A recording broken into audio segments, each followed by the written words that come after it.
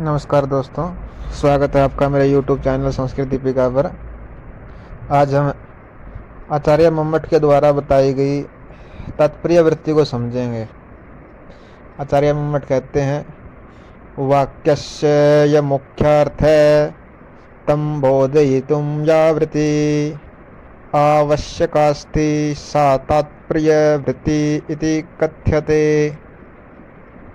वाक्यस्य यह मुख्य अर्थ है, यानी किसी वाक्य का जो मुख्य उद्देश्य होता है।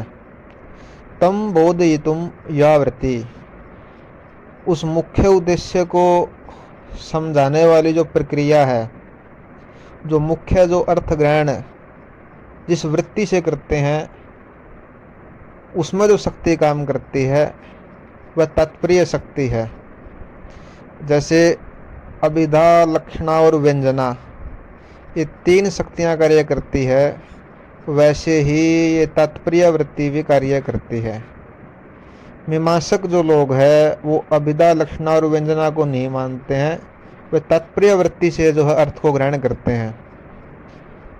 पहले हम पढ़ चुके हैं, अभिधा शक्ति जो है वो वाच्य अर्थ, यानी जिस प्रकार से वाक्य को कहा जाता है उसका वैसा ही जो अर्थ ग्रहण करते हैं वो अभिधा अर्थ होता है, यानी मुख्य अर्थ होता है। जैसे किसी ने कहा राम पुस्तक पढ़ता है, तो राम पुस्तक पढ़ता है, इसको ऐसे का ऐसा जो अर्थ हमने लिया इसको बोलते हैं वाच्यार्थ, और इसके पीछे जो शक्ति काम करती है वह अभिधा शक्ति, यानी अभिधा शक्ति से जो है जैसा वाक्य बोला गया उसका वैसा ही जो अर्थ ग्रहण कर लिया, वाच्य जो अर्थ ग्रहण किया, तो उसके पीछे अभिधा शक्ति कार्य करती है।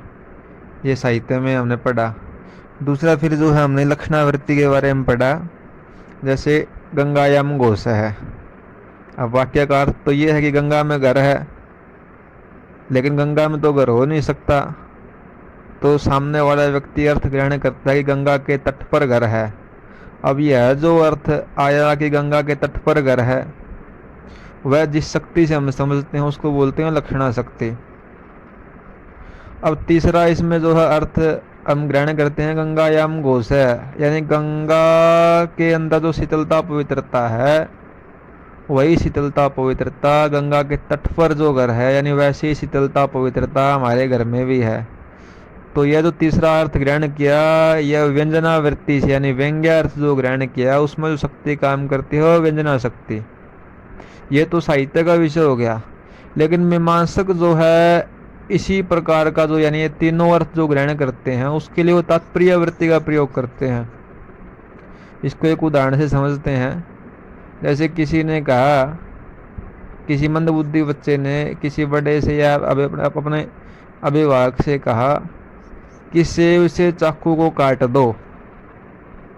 अब सेब से जो है चाकू तो नहीं कट सकता, चाकू से सेब कटता है, लेकिन सामने वाले को ये पता है कि इसका तात्पर्य क्या है कहने का, उसका तात्पर्य वह समझ जाता है आओ भाव से।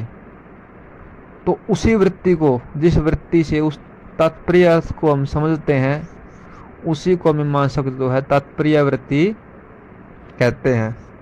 यानी शब्दों का सिर्फ खेल है, बात वही है जो लक्षणा शक्ति से जो हम अर्थ ग्रहण करते हैं, यहाँ मीमांसक उसको जो है तात्पर्य नाम से संबोधित करते हैं। तो बस इतना सा है तात्पर्य वृत्ति।